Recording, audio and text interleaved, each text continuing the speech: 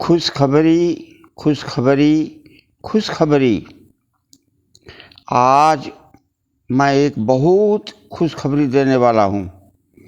नेताजी सुभाष चंद्र बोस जीवित हैं और ये बहुत जल्द 1-2 साल 3 साल के अंदर में ही प्रकट होने वाले हैं।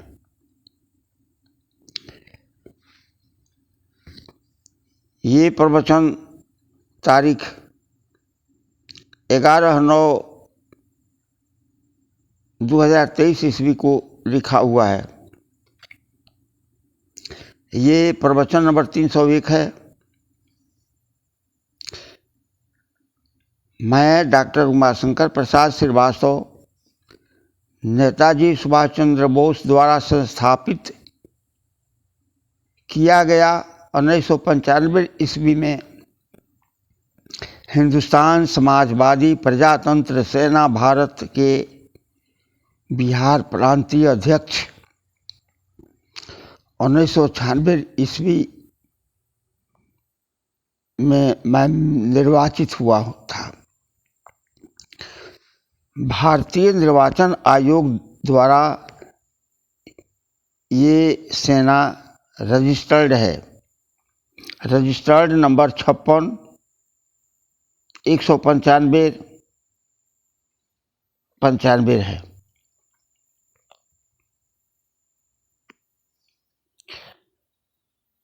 इसी सेना द्वारा नेताजी सुभाष चंद्र बोस का जीवित होने का प्रचार प्रसार 1996 ईस्वी से किया गया था। 1995 ईस्वी के पहले नेताजी सुभाष चंद्र बोस की फोटो किसी भी सरकारी संस्था, स्कूल, कॉलेज या कोई भी सरकारी कार्यालय में लगाना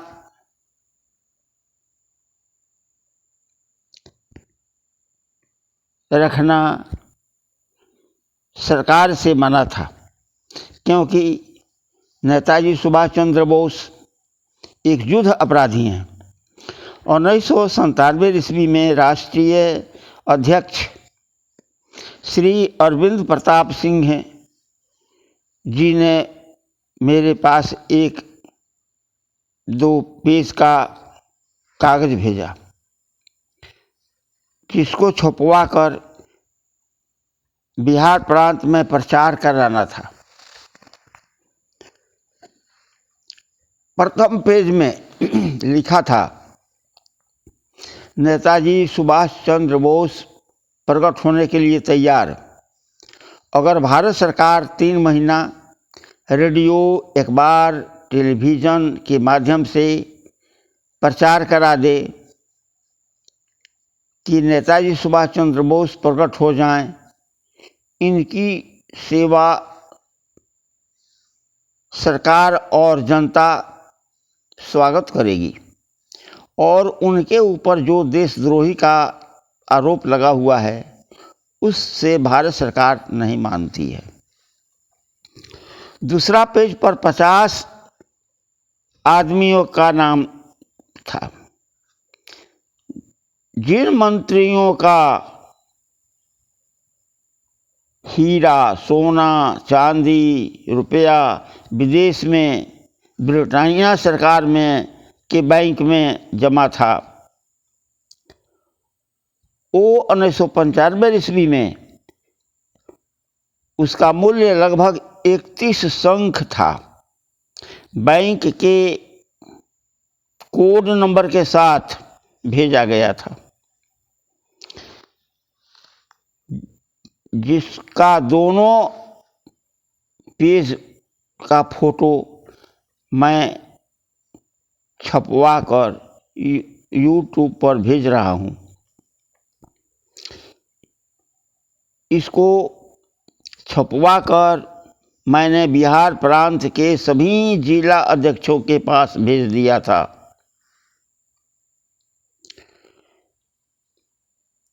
उनमें से एक प्रतिभितियां के सांसद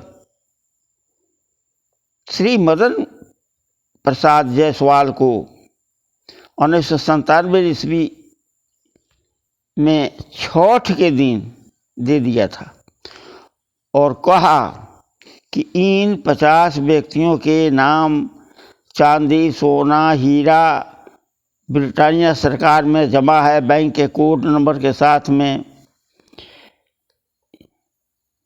इसको संसद में प्रश्न उठा दें। उन 50 व्यक्तियों में से 5-7 भी सांसद में जरूर उपस्थित होंगे। सांसद ने इसका प्रश्न उठा दिया। सांसद श्री मदन प्रसाद जायसवाल ने संसद में प्रश्न उठा दिया। संसद में बहुत हंगामा हो गया, क्योंकि नेताजी सुभाष चंद्र बोस को भारत में प्रकट होने का प्रश्न था। दूसरा, 50 नेताओं का ब्रिटेन के बैंक में बैंक के कोड नंबर के साथ में नाम सोना, चांदी, हीरा और क्विंटल में जमा था, वो लिखा था। हंगामा के बाद संसद में यह मंजूर किया गया कि नेताजी प्रकट हों या न हों, जीवित हों या न हों।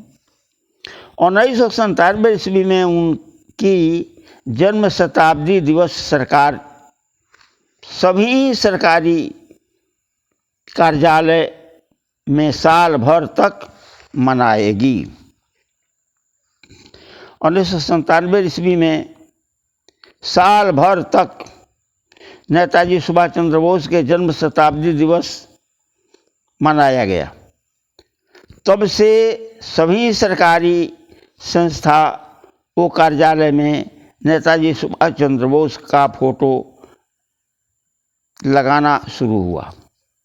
1999 ईस्वी तक नेताजी सुभाष चंद्र बोस के जीवित होने के प्रमाण मिलते हैं, क्योंकि मुजाहना आश्रम में जो मौनी बाबा थे वही सुभाष चंद्र बोस थे। 1946 ईस्वी के पहले फैजाबाद के राम भवन में भगवान जी के नाम से प्रसिद्ध थे। 1986 ईस्वी से 1999 ईस्वी तक मुजाहना आश्रम में मौनी बाबा के रूप में प्रसिद्ध थे। मैं कई बार जा कर के उनका दर्शन किया, क्योंकि वे हमारे संस्था के संस्थापक एवं संचालक थे। 1999 ईस्वी में मुजाहना आश्रम से भी अंतर्ध्यान हो गए। नेताजी सुभाष चंद्र बोस की एक पुस्तक सम्राट है। इसमें नेताजी स्वयं अपनी कहानी व्यक्त किए हैं, जो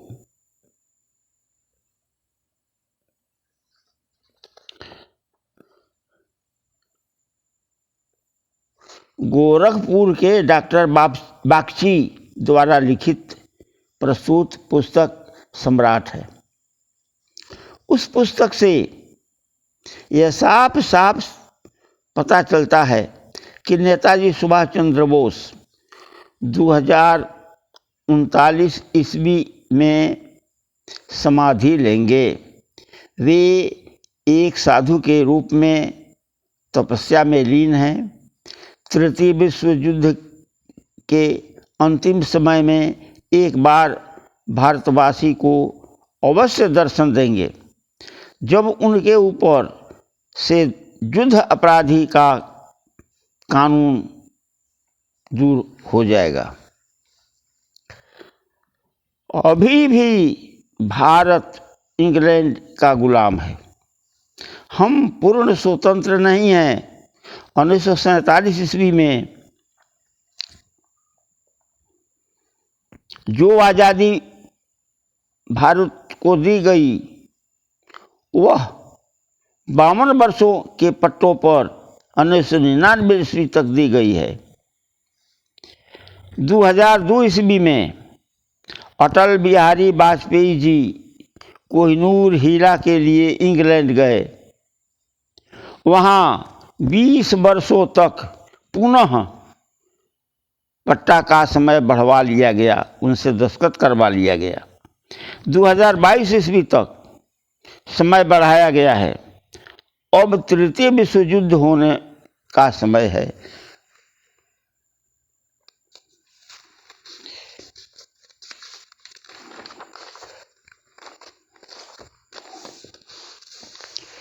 नेताजी सुभाष चंद्र बोस को प्रकट होने का समय आ गया है। 1000 वर्ष तक उनको संत राज्य स्थापित करना है। कानून नियम इतना कड़ा बनाना है कि डर के मारे बाघ बकरी एक जगह पानी पिएंगे। कोई किसी से बैर नहीं रखेगा। कोई भी क्राइम होगा, कोई भी पाप होगा, दंड उसका मृत्यु दंड होगा। डर के मारे कोई पाप नहीं करेगा। भारत पुनः अखंड होगा। विश्व गुरु पुनः होगा। भारत, रूस और अमेरिका तीनों देशों का संघ बनकर भारत में ही दुनिया का कार्यालय होगा। सभी सुखी संपन्न रहेंगे। अब मैं 1947 ईस्वी के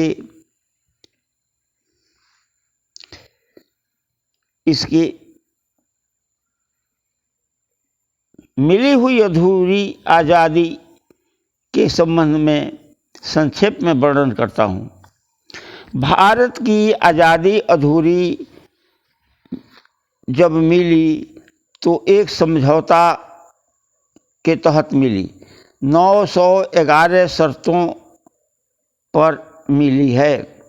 कुछ शर्तों को लिखकर यहाँ जानकारी देना चाहता हूँ। 911 शर्त में पहला शर्त, भारत को नहीं बताया जाएगा, सार्वजनिक नहीं किया जाएगा। ये 911 जो शर्त है, ये शर्त भारतवासी को नहीं बताया जाएगा। उस शर्त नामा में लिखा हुआ है और उस पर जवाहरलाल का दस्तखत है। दूसरा, नेताजी सुभाष चंद्र बोस कभी भी जिंदा या मुर्दा भारत में मिल जाएंगे तो भारत सरकार उन्हें जिंदा या मुर्दा इंग्लैंड को सौंप देगा, जहां मुकदमा चला करके उन्हें फांसी दे दी जाएगी। तीसरा, भारत सरकार 10,000 टन गौ मांस प्रति वर्ष इंग्लैंड को भेजेगा। इसीलिए तो गौ कसी नहीं रुकती है। चौथा, भारत प्रति वर्ष इंग्लैंड को 10 अरब रुपया देता है, ये शर्त है। पांचवा, भारत वर्तमान की शासन व्यवस्था सुपर धारा 301 के तहत अमेरिका के उच्च आयुक्त द्वारा संचालित है। अपने मन से शासन नहीं करता है लोग, अमेरिका के द्वारा ये शासन होता है। पुलिस प्रशासन व्यवस्था अंग्रेज के कानून के अनुसार आज भी लागू है। सातवां, भीमराव अंबेडकर जो आज़ादी के अवरोधक थे, मिश्रित संविधान अंग्रेजों के इच्छानुसार बनाया, जिसको बाद में इंग्लैंड से पास कराया गया। आज़ादी संबंधी सभी गोपनीय कागजात ब्रिटिश सरकार के पास सुरक्षित है। 8वां, 5 करोड़ डॉलर अमेरिका से सभी पार्टी के प्रमुख नेताओं ने लेकर डंकल प्रस्ताव एवं गेट समझौता स्वीकार किया। देखिए कितना ये भारत माता को लूटा है लोग।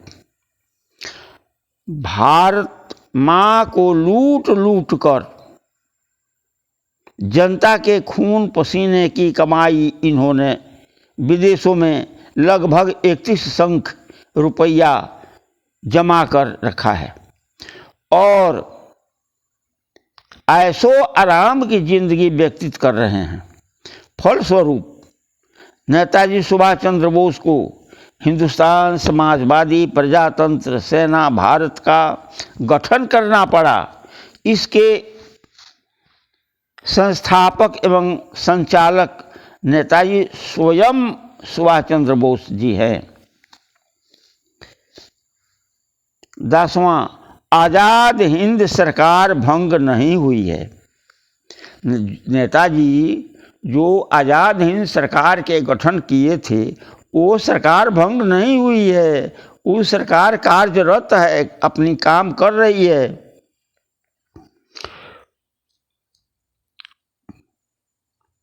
पूर्ण एशिया की आज़ादी कराने के लिए कार्यरत है। वियतनाम का पूर्ण आज़ाद करा दिया गया है। बांग्लादेश, कंबोडिया, कोरिया आदि की पूर्ण लड़ाई जारी है।